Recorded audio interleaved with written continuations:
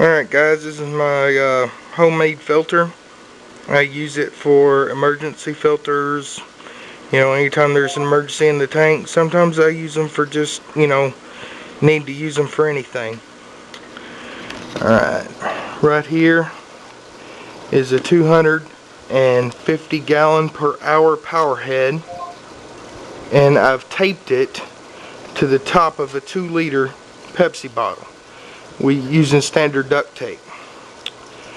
I've got the cap on the bottle right here, and I've just put the exhaust nozzle poking through a hole in the cap there. Up here, what I did was something new. I haven't done this before. I put a little sponge or a little filter pad over the top of the intake, so that none of my frogs, or none of my fry or anything will get into it. This will go below water. The whole thing is submersible. And then I've got filter floss all the way inside, and you can't see it, but there is a level between here and here that's full of ammo chips and pads, filter pads, and carbon, activated carbon. I just layer it, from one layer to the other. But it's important that on the bottom you have gravel that came from the fish tank, and stuff, and then you poke holes at the bottom. I've got a bunch of holes at the bottom, and the water will shoot in there through all your filtration and come out the bottom. And that's how I do that.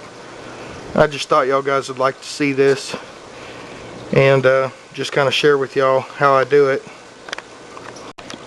Here I'm showing you the levels of activated carbon and ammo chips. I've taken the label off so that you can see how the filter operates.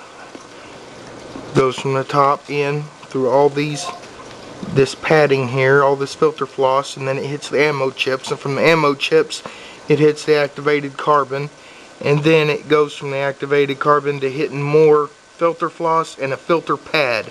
I've got filter padding in there, and then from that filter pad it separates that into the gravel, which goes out into holes like this one. There's a hole in there, and when the water goes through, it goes through, and eventually the water's current slows down a whole lot as it goes down, so when it comes out, it's not going to shoot all your gravel out, and it's not going to make much disturbance on the bottom for those who have fluoride. I've got fluoride in mine, and at the very beginning it kicked up a little bit of dust, but it sucks in and filters out any dust that it collects, so any dust that it kicks up. So I think y'all guys will really like this.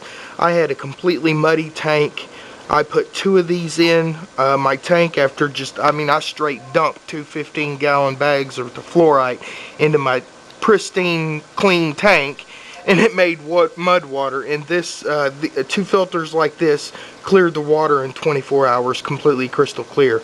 So these are awesome type filters. I suggest everybody has 1 or 2 for an emergency filter in case something terribly catastrophic goes wrong in your fish tank.